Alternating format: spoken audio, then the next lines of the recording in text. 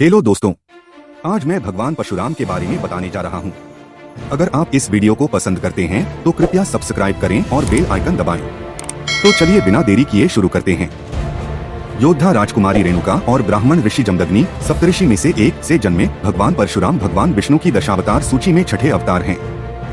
वह दंपति का 5वां पुत्र था और उसका नाम रामभद्र रखा गया था। यदि आपने रामायण और महाभारत को पढ़ा या देखा है तो आप पहले से ही जानते होंगे कि परशुराम हिंदू इतिहास के सबसे महान योद्धाओं में से एक हैं। यदि आपने रामायण और महाभारत को पढ़ा या देखा है तो आप पहले से ही जानते होंगे कि परशुराम हिंदू इतिहास के सबसे महान योद्धाओं में से एक हैं। रामायण के अनुसार भगवान परशुराम भगवान राम से नाराज थे, जिन्होंने अपने गुरु भगवान शिव के धनुष को तोड़ दिया था। क्रोधित योद्धा ऋषि ने राम को शारंग भगवान विष्णु द्वारा दिया गया धनुष दिया और उन्हें स्ट्रिंग करने और उन्हें गोली मारने की चुनौती दी। राम ने परशुराम से धनुष और बाण लिया, तीर को धनुष में आसानी से फिट किया, उसे पूरी तरह से खींचा और ऋषि से पूछा, मैं इस घातक तीर को कहाँ छोड़ूं? जैसा कि आप मेरे श्रेष्ठ हैं, मैं इसे आप पर लक्षित नहीं कर सकता। प्रभावित और चकित परशुराम ने तुरंत महसूस किया कि यह कोई सामान्य क्षत्रिय नहीं था जो उनके सामने खड़ा था। निश्चय ही आप स्वयं भगवान विष्णु ही होंगे। मैं हार मानता हूँ, लेकिन मुझे शर्म नहीं आती क्योंकि आप वास्तव में सभी लोगों के स्वामी हैं। आपने पहले ही मुझसे मेरी सारी शक्ति और मेरा अभिमान छीन लिया है। कृपया इस बाण को मेरी स्वर्गिक सुखों की कामनाओं पर छोड़ दें और उन्हें जलाकर भस्म कर दें। अब मेरी केवल एक ही इच्छा है कि मैं आपका शाश्वत सेवक बनूं। ऐसा कहकर परशुराम ने बाण छोड़ने वाले राम को प्रणाम किया। ऋषि तुरंत तीर सहित गायब हो गए। वरुण जल के देवता फिर राम के सामने प्रकट हुए और उन्हें सभी देवताओं की ओर से रखने के लिए आकाशीय धनुष दिया। हिंदू शास्त्रों और कहानियों के अनुसार कई अमर हैं। संस्कृत में चिरंजीवी का अर्थ है एक लंबे समय तक रहने वाला व्यक्ति, चिरम और जीव। इस शब्द को अमरत्व या अमरता के रूप में भी जाना जाता है। परशुराम को आस्था चिरंजीवी में से एक माना जाता है जो एक सत्ययुग से दूसरे तक जीवित रहे हैं। वे कलयुग तक जीवित रहेंगे और अगले सत्य युग की प्रतीक्षा करेंगे। भगवान परशुराम महाभारत और रामायण की कहानियों दो अलग अलग युगों की घटनाओं द्वापर में महाभारत और त्रेता युग में रामायण में दिखाई देते हैं। वह कलयुग में भगवान कल्कि को अस्त्र और शास्त्र विद्या में निर्देश देने के लिए फिर से प्रकट होंगे। विष्णु पुराण के अनुसार उन्हें स्वयं भगवान शिव द्वारा प्रशिक्षित किया गया था और रुद्राक्ष स्वयं भगवान शिव का तत्व से दीक्षा दी गई थी।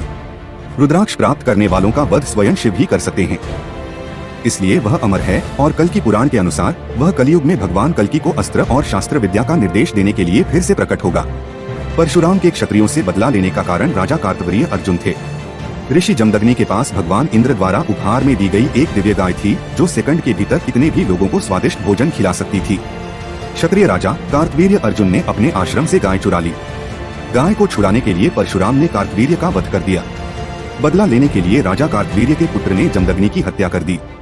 उन दिनों क्षत्रिय अत्याचारी होते जा रहे थे, इसलिए परशुराम ने पृथ्वी पर शांति बहाल करने के लिए अपने समय के दुष्टचित्त क्षत्रियों को नष्ट करने का संकल्प लिया और रास्ते में अवैध लोगों को मारने के लिए अपनी कुल्हाड़ी लेकर घूमते रहे।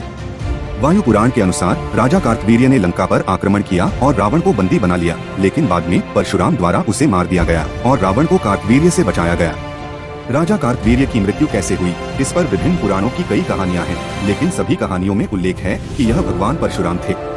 भगवान श्री कृष्ण, बलराम, कंस, उग्रसेन, वासुदेव, सिनी, सात्यकी, हृदक, कृतवर्मा, प्रद्युम्न, चारुदेशन, सांबा, अनिरुद्ध आदि राजा कार्तवीर्य के उल्लेखनीय वंशज हैं।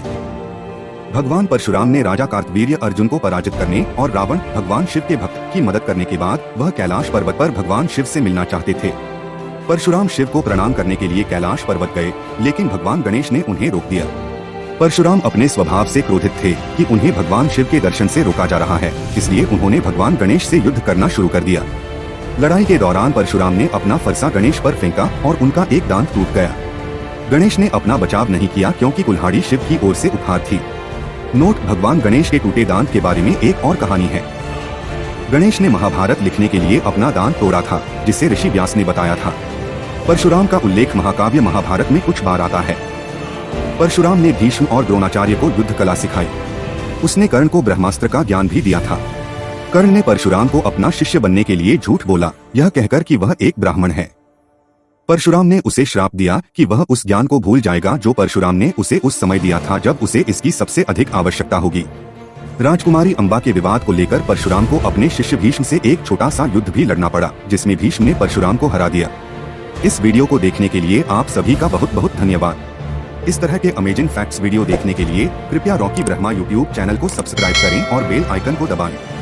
आप सभी को एक बार फिर से बहुत बहुत धन्यवाद। जय हिंद, जय भारत।